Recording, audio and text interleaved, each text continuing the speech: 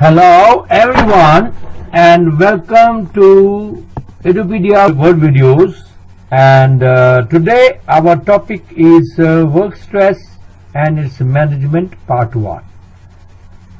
I am your faculty for organization behavior. My name is S.K. Puri, and today the topic of stress management will be covered as a 3-part video series.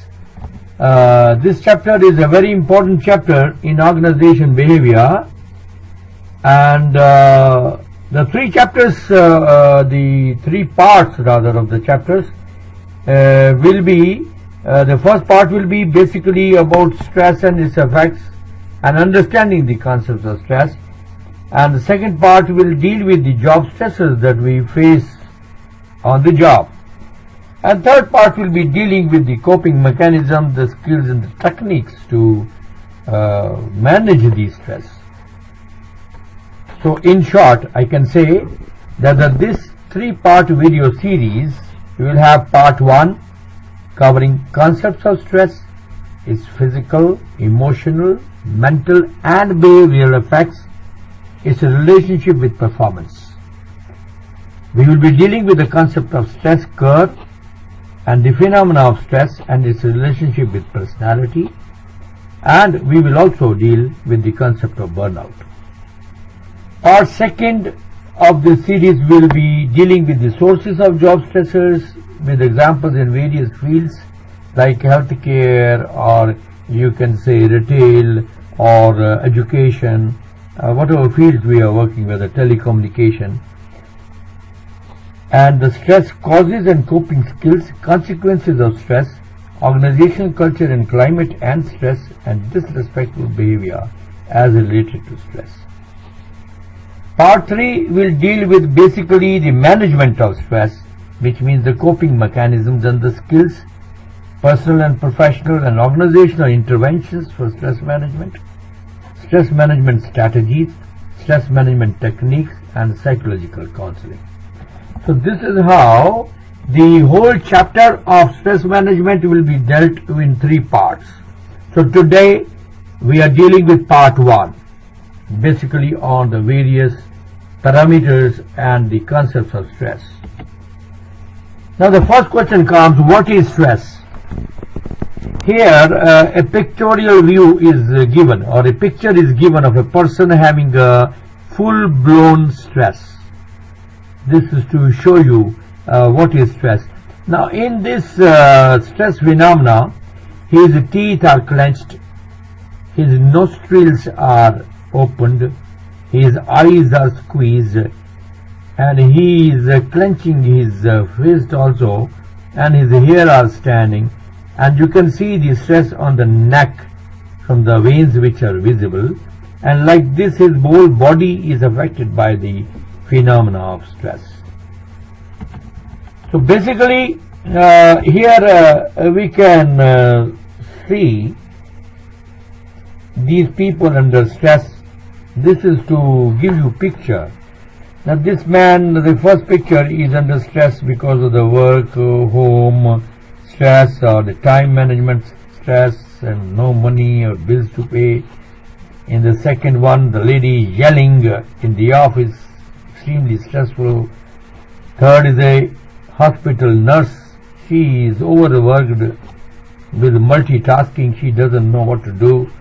There is another lady busy with the office work and confused. The next 2 are the students, because this early adolescence, you have a lot of stress because of the career options, the career choices, and moreover love and relationship problems are also there, and hence you can't say that stress is only to elderly people or above 30 or 25.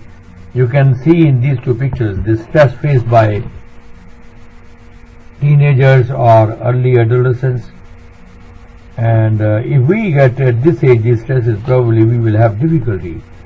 The last picture is showing that this lady is trying to manage her stress by deep breathing. Anyway, to go further, it is our fundamental principle in all learning that we have to first define what we are talking about. So looking into that, we have to define what is stress. What is the definition of stress? Here a definition is given very clearly that stress is an umbrella term for a comprehensive catalogue of words that include anxiety, tension, arousal, conflict, pressure, fatigue, panic, upset, nervousness, etc. So this is an umbrella term, and it will have all these negative feelings that we do get off the job and on the job. And here our topic is more on to the work stress. So these things, the comprehensively we call it as stress. Now stress is such a thing which is important from the point of view of employee as well as employer, from the point of view of the individual as well as organization, because its effects are many and it affects the productivity, the output and the efficiency and the effectiveness on the job, and hence it is a very important topic from the point of view of organization behavior. Now, what are the effects of stress? Stress affects us on all the four planes: the physical plane, the emotional plane, the mental plane and the behavioral plane. It is very surprising that stress is a phenomena which actually brings so many stress hormones in the body that the chemistry of the body and the brain changes, having the stress hormones like adrenaline or cortisol, and you have the physical symptoms. First let us consider the physical symptoms, then emotional, then mental and the behavioral symptoms. Physical symptoms and the effects are, for example, when you are under stress, your heartbeat goes up, you have perspiration, you may bite your nails, your breathing may become fast, your eye pupils may get dilated, you may get tense muscles, neck and the back may pain, your shoulders may get tight. So all these physical symptoms are there. Under the emotional symptoms and its effects, we get angry, agitated, anxiety, depression. We may be yelling when the emotional symptoms come. We are angry. We may burst into rage at the extreme end, and we may get agitated. We have seen in the first picture how that person was stressed, was agitated. Mental symptoms are that we get confused, haste, clutter, and memory loss. We have all seen when we are stressed, we are not getting our car keys, we do not know where we have kept our passport, and we get totally confused, and we have clutter on our table in the office. Behavioral symptoms are very clear that sometimes we are irritable, violent, withdrawal, we are shouting, we are thumping on the table. So all these things are seen in the organizations very clearly as the symptoms of stress. Now let us go to the fundamentals. The fundamental of stress is explained by what is called stress curve. Stress curve is a curve where on the vertical axis we have written performance. You can take it as productivity or the efficiency in the work. And on the horizontal axis it is written arousal, means mental arousal, or you can say mental stress. Here it is very clearly shown that for achieving anything we get a healthy tension and a healthy fatigue, and as the stress level goes up, our performance is increasing in the beginning till we reach the maximum, and it is healthy fatigue at that time. Whenever we are focusing, we are vigilant on our work. Let us say a surgeon is performing a surgery in the team, so he has to have a vigilance and a healthy tension so that he makes everything okay and his surgery is performed to the best of his possibility of his and his team. So this is healthy tension and healthy stress. Now you see the curve and follow the curve. We could have imagined that the curve would have gone on to the intended line of increasing of the performance. But God has not made our machine, the human machinery, like that, unfortunately. The studies all over the world shows that after the healthy fatigue or the maximum optimum point of mental arousal or stress, the performance starts decreasing. And if the stress increases further, we get exhaustion. We may get ill health, headaches or dizziness, and ultimately break down, in the sense that if you are heavily stressed for a very, very long time, months together, then the breakdown will occur. You will have ill health, many problems will start which are stress-related issues, or these diseases which are caused by mental stress, including the hypertension or even diabetes have got some connection with the mental stresses that we go through. Hence, the ill health and breakdown and exhaustion will be there. And the performance is going down. Because the performance is going down, hence it is important from the point of view of the organization also, because organization wants to have better productivity. That is why throughout the world, the organizations are worried that their people are not on the other side of the curve. Rather, they get healthy fatigue and healthy tension and not unhealthy or too much of stress. Hence, this subject is very much a subject of organization behavior, because organization behavior wants that what we can do to have maximum effectiveness and efficiency or productivity in the organization. This breakdown point in the end is also called burnout. When you continuously have heavy stress for a very long time, you are said to have burnout. And in the left hand side, when there is no mental arousal, there is no stress, and your performance is almost zero, your mind is wandering. It is not onto the job, it is not on the focus, it is not in the flow of the job. Your mind is wandering. This point of optimum stress where the performance is maximum is called the point of focus or the point of flow. So again, coming back to the example of the surgeon performing surgery, he has to operate on the point of flow and focus of optimum stress. But mind wandering is also good when you are totally relaxed and you are into zero, almost very low stress.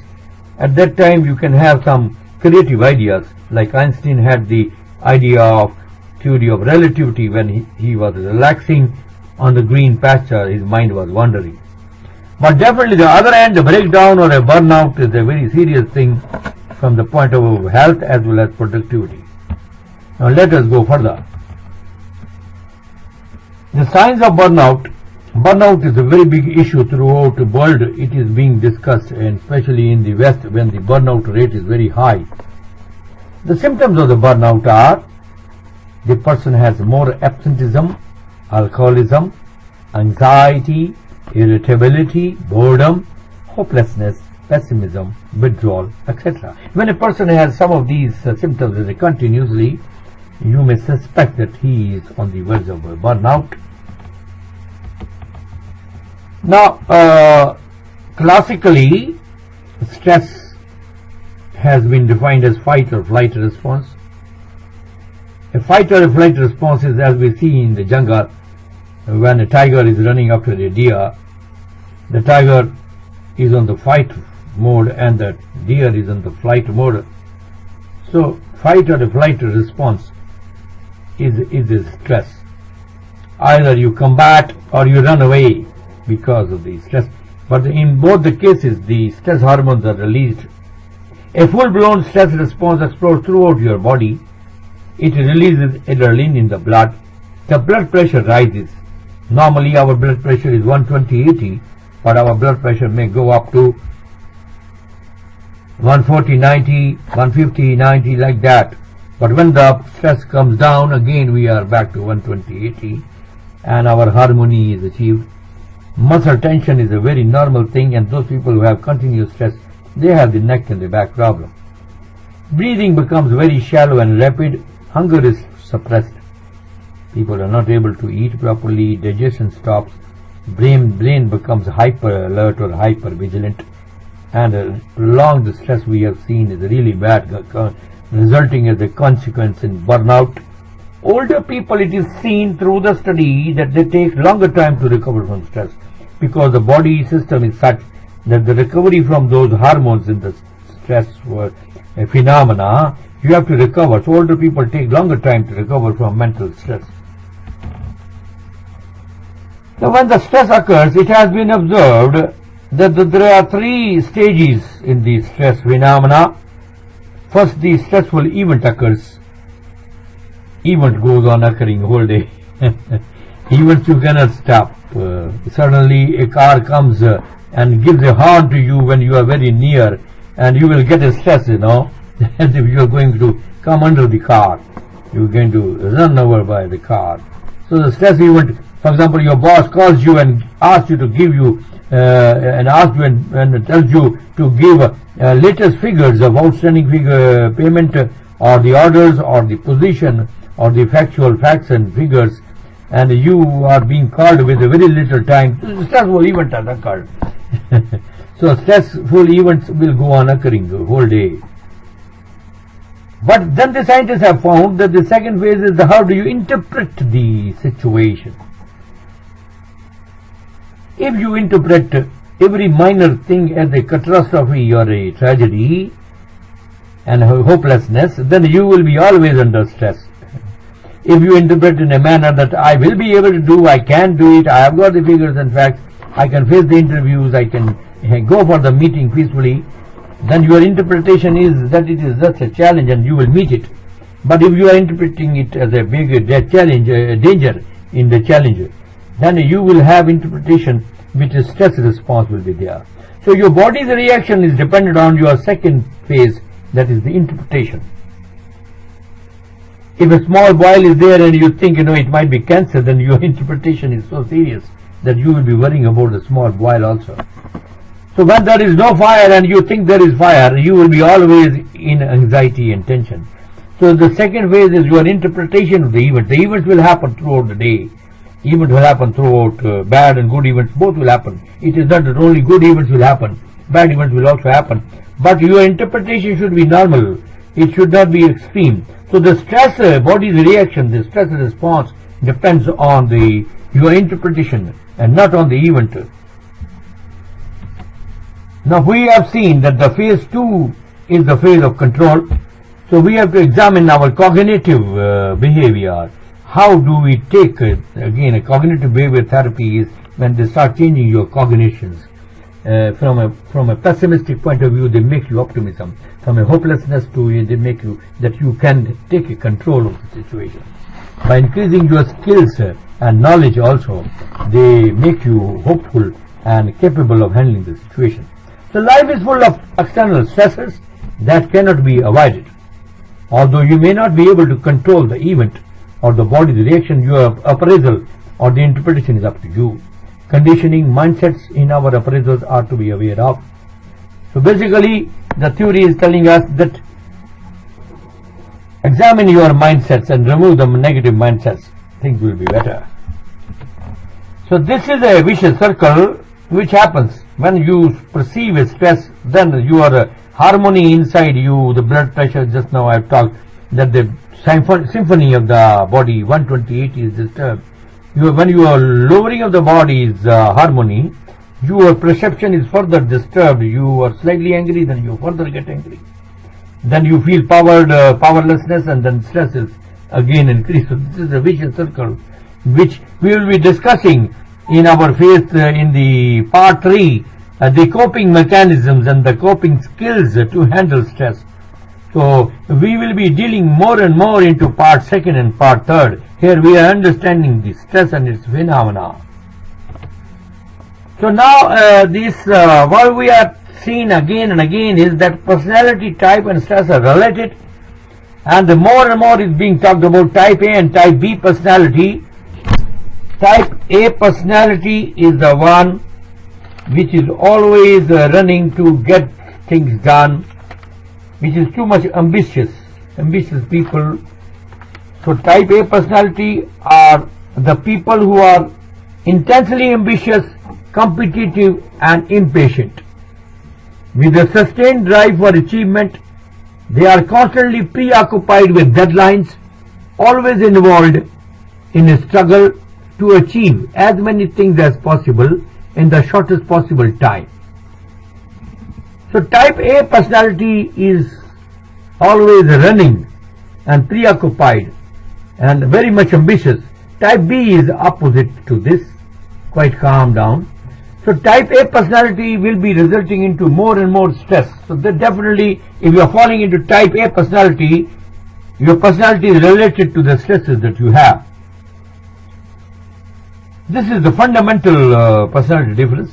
There are other certain categories we have seen which are related to stress. For example, the suspicious people. A suspicious person is always appearing to be hyper-vigilant, guarded and uneasy in social interaction, and hence he is always suspicious, like Aurangzeb was a king who was always suspicious. The suspicious people, because they are not able to have trust, they are also under stress. A social personality, on the other hand, are those people who display a lifelong pattern of social withdrawal. This is also a personality which is not compatible with the society. The second is hypersensitive people.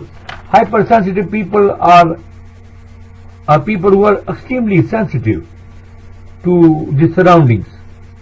Having talked about type A, type B, suspicious and asocial personality, now we are talking to the extreme case when they show great desire for companionship, but they are very much sensitive, and they may lead to social withdrawal because very sensitive to what people are talking about them. They are very sensitive what things are happening. So even a small prick, pinprick can cause them as if a sword has put on their neck. A passive personality is also very bad, that these people don't speak up. Ultimately, these are passive-aggressive people. At the wrong time, they will be aggressive when they need not be aggressive. They will be angry at the wrong time with the wrong person. And ultimately, their personalities are always non-adjusted. Passive personalities are also people who are stressed because they are not able to speak up. Pessimistic personality, they have learned helplessness and they always perceive everything, as if, things are only going to be bad. Last is the inadequate personality. Inadequate personality is the one who cannot cope up. His personality is not fit enough to take decisions and responsibilities. Having seen these personalities and relation to stress, we will be talking about interventions of stress management. These interventions will be more discussed in detail in the part 3, which is totally devoted to the interventions for stress management. These interventions that we will discuss will be personal interventions, professional interventions, and organizational directed interventions. They will be the topics in detail because this is the basic purpose, that how to cope up with stress. This is basically dealt in part 3. So I am very happy that you have listened to me and now your concept is clear. I thank you very much for listening to Edupedia World videos, and I welcome you again and again, and I am very happy that you have subscribed to it. And if you like the video, please do subscribe to our channel Edupedia World. Thank you once again. For more videos, log on to www.edupediaworld.com. Thanks again.